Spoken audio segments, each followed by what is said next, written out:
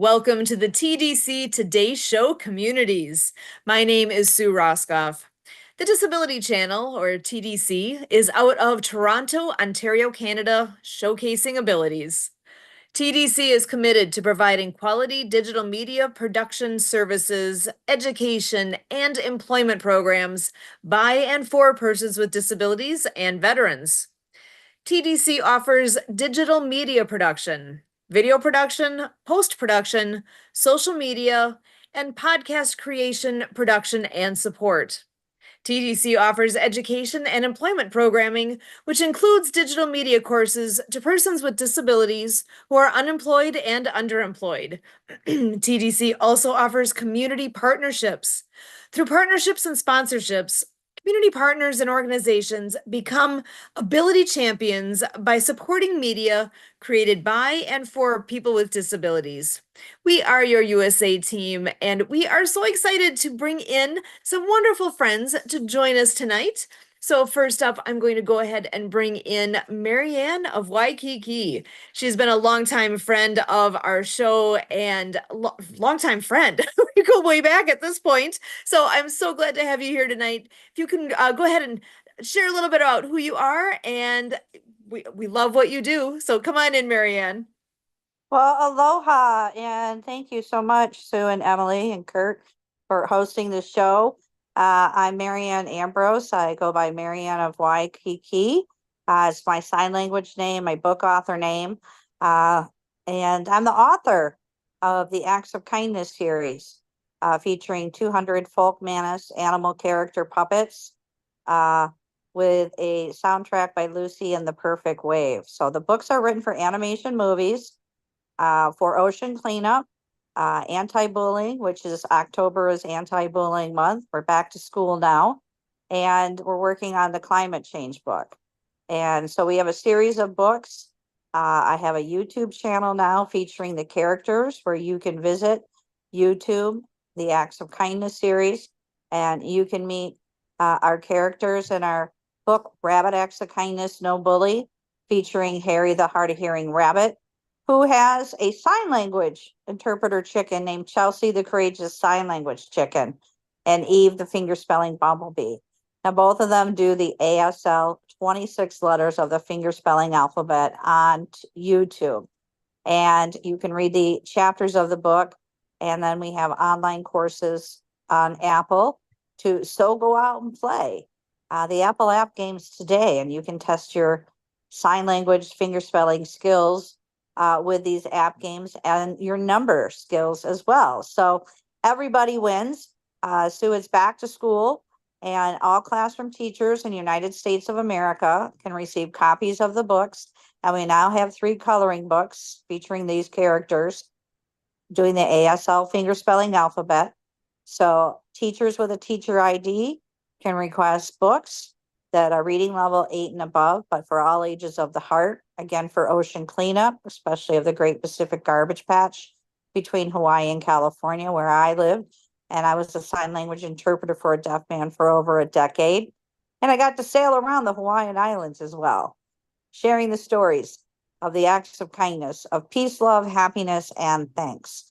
So last year's Sue Donors Choose was supported by Subaru Hawaii with $25,000 to teachers requesting products for their classrooms. So we want to multiply the acts of kindness to get that message out here. So again, thank you for having me on that platform to do that. And I have one other story to share with you. This past July, I applied for Awesome Grant Foundation in the island of Oahu for $1,000, and I won. So we are going to be gifting the Waikiki School for the Deaf on October 14. Coloring books, and a water unit from Leon McLaughlin from Clean Water Foundation. He's the founder in Seattle, who will be visiting the islands again, and he will be gifting them a water unit. Also part of that grant, I used it to hire on Jay Stoyan of the Disability Channel, who supports this show in the World of Ability, where I met everybody through World of Ability and Happy Neighborhood projects. So I was a co-host and a sign language interpreter. Now I'm a weekly guest speaker.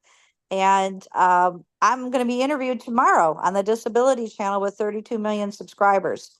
So that grant is supporting additional persons with disabilities, such as veterans, to help with the media uh, broadcasting of my interview and these books and products. So I'm really excited that I have such a supportive team, and will be interviewed for the next 4 months, especially with Santa Papa Joanne will be joining us. And tomorrow, Dr. Liddy, my intellectual property attorney, will be joining us talking about how we are federally trademarking, copywriting, what authors can do to protect your intellectual property. So we're going to have some great topics on the Disability Channel. So join us tomorrow, 11 Eastern, Facebook with Jay Stoyan. So back to you, Sue and Emily. Thank you so much. Mahalo. I'm Marianne of Waikiki. Excellent. Thank you so much, Marianne. There's exciting things coming up and some wonderful things that you've done. I know we've got lots of different stories and before we get into more though, I am going to go ahead and bring in our next lovely guest. Debbie Miller is joining us tonight as well. Another Midwest lady here that we've gotten to know over the years, and I consider a good friend at this point. Even though we've yet to meet in person, I always see you in a box. I always see you in my little Zoom screen, but I love it. It's so nice to have you here. If you want to go ahead and share a bit about yourself, please, Debbie. Thank you. Yes, I do live here in the Midwest, but I have some great roots that reach to Wisconsin. So I love being able to call you my neighbor, even though we've actually never actually met in person. But I drive past your area when I do go to Wisconsin. I'll have to shout out one of these days and stop for coffee. Um, I'm with Prepaid Legal Services, Inc., and I love helping families and small businesses have access affordably to legal teams in their area. Whether obviously all of us need our own legal assistance, and being able to have it with the ability that it's not going to break the bank, and you can actually do your wills and leave your family with a roadmap instead of that scavenger hunt that we often hear about. But also to help our families set up things for with their families when they're not there, or if they need to have some extra help as well. So our attorneys actually help with a lot of our disability families in many different ways. And just having that ability to talk to somebody about the law and know what the facts are instead of just winging it, or as I think, consider, as we moms, Sue, have a lot of opinions. Unfortunately, the law don't necessarily represent our opinion. And so having that legal team there to help protect us, keep us all safe and legal is a great advantage. And when you can do it at an affordable rate, that makes it even better. Excellent. Thank you so much for being here tonight. And I know one topic I would love to just touch on here is relevant today because right now the Paralympics are taking place. So we're all familiar with the Olympics, that it's a big deal. Well, what about the Paralympics? Are people familiar with the Paralympics? Actually, one thing that I am so excited to see happening is when you go on just to do a Google search. If you ever go to Google and are going to type in, you know how there's every day they have something different at the top, some different graphic or picture. There's a different Paralympic sport at the top right now. Every day there's a different one. Have you guys seen that? Have you noticed this? I love it. That's great. I've seen some even on Facebook, when I'm going on and I'm like, oh, wow, this is exciting to watch things. I was watching one sport. Not really sure, can't remember what it was. I'm like, I have no idea what this sport is. Even without the wheelchairs, I'm like, okay, I don't know what this is, but it's interesting to watch. It's a great chance to learn something new like that. Oh my gosh, the athletes that are involved, it is impressive to see. I know we have a couple local people that are at the Olympics right now and competing. One of the best wheelchair sport locations where it's at UW Whitewater is probably maybe an hour away from where I am here in Wisconsin. So University of Wisconsin Whitewater has a wheelchair basketball team that is the best out there as far as I'm aware of. I've heard so many good things about the program they have. There's several of the athletes that came through that program are the ones competing at the Paralympics right now. So it is Awesome. amazing. And I know when I was looking at the roster and the pictures, there's at least two faces I recognize that over the years we've gotten to water ski with. And they've joined us using the sit ski and having that chance to do a different sport. So it's so much fun. So many opportunities out there. Now, I do see also Kurt is joining us tonight, so I want to make sure to give him a chance to say hello. And whenever you're ready to hop on in here, just unmute and let me know. All right, I can jump on in here. Yeah, I just came from an event called the Open Mind by a friend of ours, Stan Anderson. And we were talking about self-image and the importance of self-image, the role that self-image plays in our lives, and how it steers and fuels our accomplishments and achievements. And the whole conversation actually did inspire me to bring up about the Paralympics and to talk about how the to get to Paris, and to be a part of everything we're talking about, and then kind of how that stimulates for other people around the world to think of that self-image of being a competitive athlete, being a person, with physical disability and whatever, and to go represent a country, how prestigious is that? And I also brought up about, on the topic of self-image, I brought up that other issues of equity, play into it as well. So, looking at like this election coming up and there is a, female candidate, then what that does to the future with girls that, that can create a self-image for girls that, hey, makes it real that someday they too could become president uh of the US, leader of the free world, so gender equity and stuff like that. So I look at all that intersectionality is what the advocates have taught me it is that when you kind of combine demographics to say sometimes a person is representative of different different aspects of what a person can be in minority groups, and have an overlap there of representing a handful of different minority groups all at the same time. Excellent. When you talk about where do you see yourself, right? That is something. When I was a kid, I thought water skiing looked like a lot of fun. I could see myself doing that, but didn't really have much opportunity. It wasn't around me much. And I kind of wonder how that plays into, I guess, have you ever thought about that? How that actually plays into what we end up doing? Do you ever picture yourself doing any of these things, doing tennis, I'm thinking sports here when we're talking Paralympics. You have to actually take that leap of picturing yourself doing it. Go try. Like Marianne says all the time, go out and play. Go try new things. Go try a sport. We're so lucky in the Milwaukee area here to have a group called the Ability Center. They give us the opportunity to literally do what they call try on a new pair of shoes, or a different pair of shoes. Sorry. It's playing a sport with a different pair of shoes, literally wheelchair sports. So it's just a different way to think about it. A lot of us have played basketball. Have you ever tried doing it from a wheelchair? And if you've never seen a sporting chair, it's built different than the wheelchair you may have seen your grandparents in or something. It's not it's built for sports. And even those athletes that are amazing basketball shots, they can do all the things. Well, now sit down in a wheelchair and try doing that. It changes the game, but it's the same game. It's just a little different. And now the stand-up athlete needs to adapt to what it's like to be seated.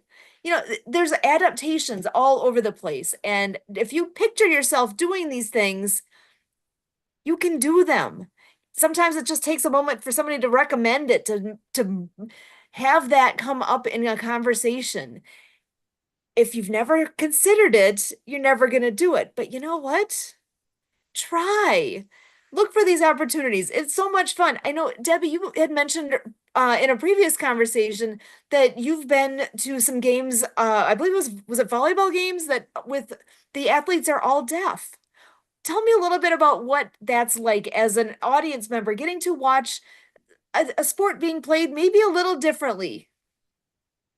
Yeah, well, just the fact of the communication, obviously, between the team, but as I think you were mentioning earlier that somehow the team has to communicate with the coach.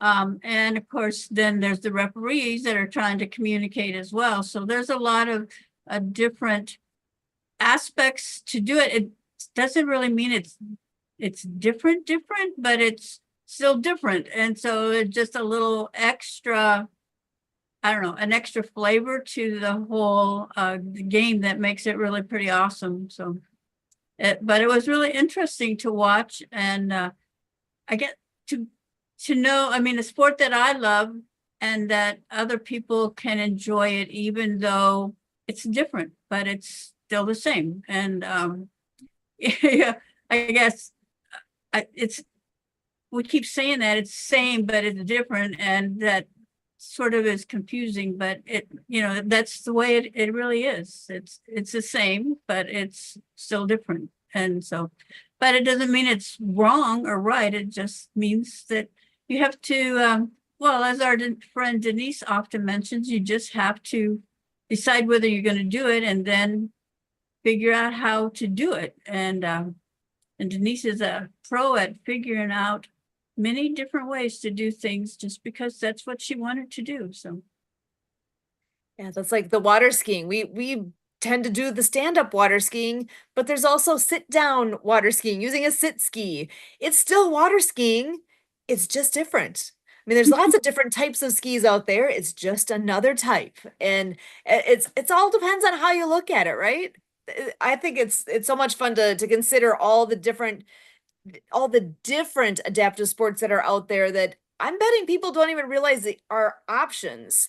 Kurt, can I just ask you for a moment to talk a little bit about years back, there was the sporting expo that took place. It was like an all abilities sports expo. Share a little bit about what that was here in the Milwaukee area, where there was so many different different types of adaptive sports that were made available. Yeah, we're talking here in southeastern Wisconsin with the Medical College of Wisconsin and the Milwaukee VA and Disabled American Veterans, Paralyzed Veterans of America, and Independence First, and Wisconsin Water Ski Federation, and on down the line, 60 partners, 50 renditions of adaptive sports and rec, including rock climbing walls and track and field formats, tennis, wheelchair tennis and seated volleyball, and the pool at this, because it was on the grounds of a high school. So the high school had an indoor pool and they were able to get the kayaks in there. So adaptive kayaking and adaptive scuba diving. So you got the aquatics there. So yeah, you go down the list, 50 different forms like this. And the one that I think stands out for me is goal ball, which is brought to us by athletes who are blind or visually impaired. Because a lot of what we do in sports is visually driven. So they took for a gymnasium sport, you can play it outdoors too, but it's really nice to be in an indoor court for goal ball. And then inside the ball is a bell that rattles like a rattle bell. And so when you roll it, you're hearing that bell, so that you're using your hearing perception to figure out where that ball is through your ears, and so those of us who are sighted, we put blinders on so that our sight is blacked out, so sight is not helping us. And so tactily, by feeling around and maybe a little memory in terms of when you go do something, okay, now your memory to get back to where home base is for you and your spot, the best you can do that. And to kind of pay attention where you're hearing this ball going around and through this perception. And those of us who are sighted, we have that aspect of imagery in your mind's eye. You're able to, before you put the blinders on, have that visual reference. For those who were born blind, they don't go off of that, but it's pretty amazing how keen these athletes are and can really show us sighted people how to take something like goal ball and really outdo us. I want to segue a little bit into a story that I want to come back a little bit to that self-image conversation we were in, and with the water skiing. I've told this story before, but I want to tell it again because I think it applies here.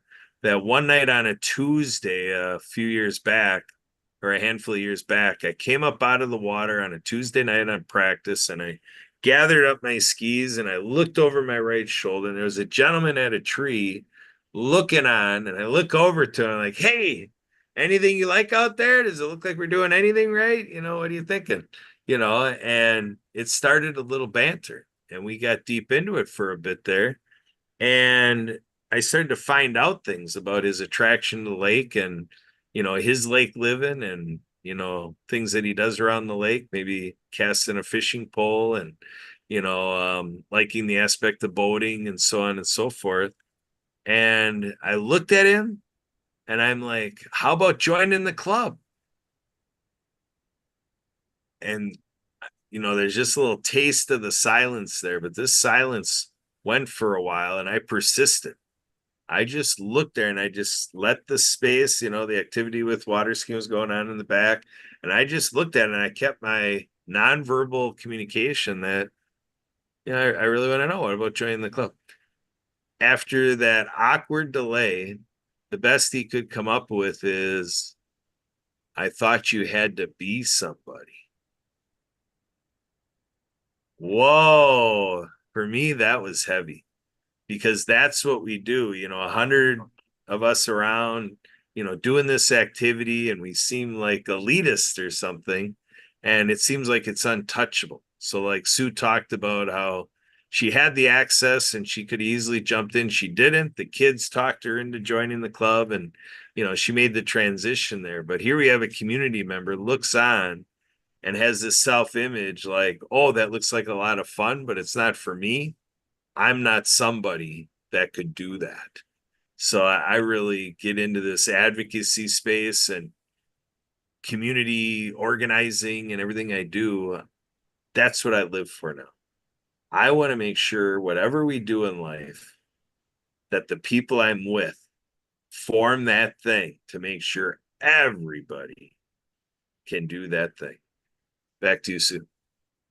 Awesome. And that goes right in with what we're all here talking about, the Today Show communities. We are all a community, and sometimes a person can feel like they're outside of whatever the community is, but I think that takes all of us opening our eyes to see what's going on, asking the questions, being inviting. It is so huge.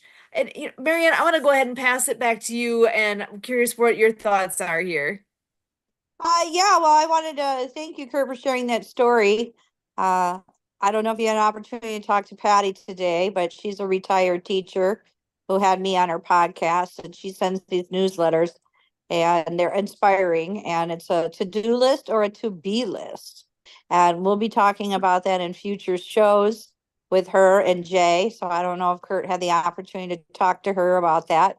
Hopefully, she's going to join us tomorrow on the Disability Channel, being interviewed as an author as well. But I just wanted to share with you, in Hawaii, my deaf friend that I interpreted for, he went sailing with us and his service dog, Woofy.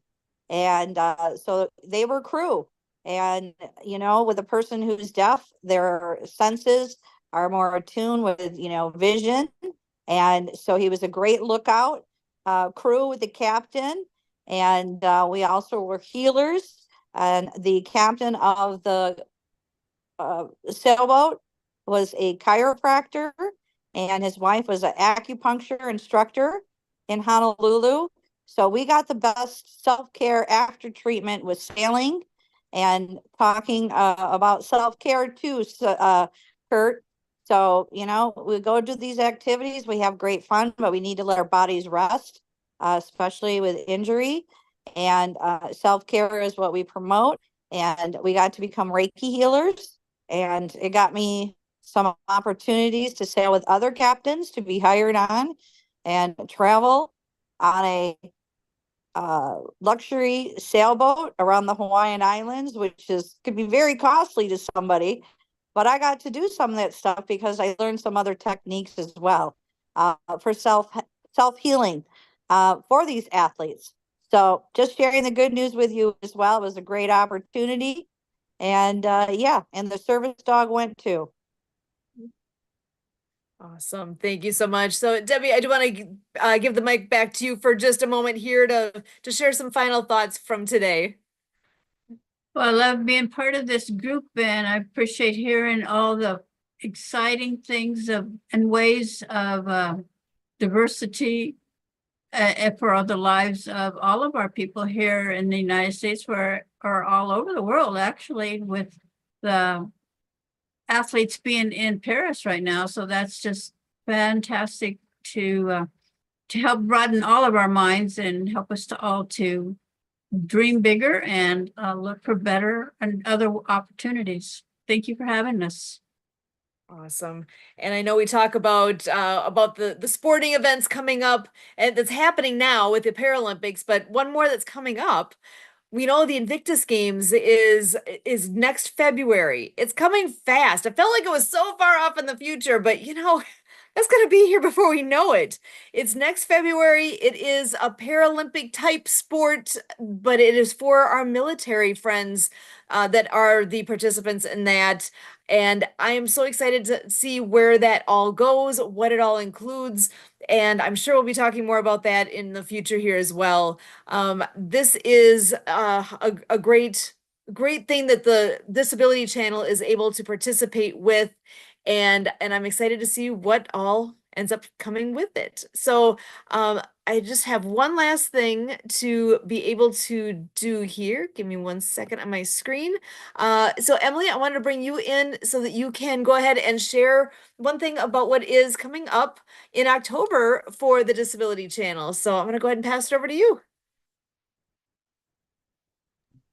Okay, hold on. So while I am starting to bring this up here, so the Disability Channel is going to be having a fundraiser in October, October 12th, from 6 p.m. to midnight. That is Eastern. And I have a flyer here. So it's a free event. I think they're calling it reservations, and all donations are going towards the Veterans House Alliance International. And there's also going to be a 50-50 raffle. And so I would encourage everybody to I believe there's a special guest, Dave Rage and the Teenage Head. I think it's a music group, as well as Freedom Train. There's another musical group. So I encourage everybody to check out the Disability Channel and support them in any way you're able to, whether that's financially or not. I think they're doing some great work, so it's kind of what I have to say at the moment about that. Very good. Well, thank you guys so much for joining us here tonight. Kurt, I am going to pass it back to you for a final thought. Yeah, we'll just be real quick here. Marianne and Debbie came to us through the Happy Neighborhood Project, and I'm really working to have you, Sue, and Emily, and Marianne, and Debbie, that we lead the way on using this wonderful resource from the Happy Neighborhood Project, gobrunch.com/HMP247 networking. So with what we do with our shows and so forth, trying to create a habit that while we're going doing other stuff on our computer, answering emails, taking phone calls, whatever it is, we can all congregate here and have a little co-working space. And as we keep bringing people in here, inviting people to it, that they can come around the clock 24/7. It's a great way to connect and keep this community work and promoting our shows and finding out what other people are doing right here at HMP Happy Business Networking. So this Go Brunch platform is available for everybody. Let's do it together. Back to you, Sue. Excellent. That's perfect. Talking about communities, that is a great, great community that has brought so many of us together. And that is an opportunity 24/7. You can go there anytime and just kind of see who's in the house. Go check it out, say hi, and see who you'll meet. You'll never know who you might meet next time you go in there, because this whole group here has come together exactly that way by just chance meeting. You never know where life takes you. Take a chance, go meet people, go do something. As Marianne always says, go out and play. I absolutely love that. Building community is huge. It works. We need each other, and that you guys are wonderful being here, joining us tonight. Thank you so much for all that you do, as always, for us here at the Today Show Communities.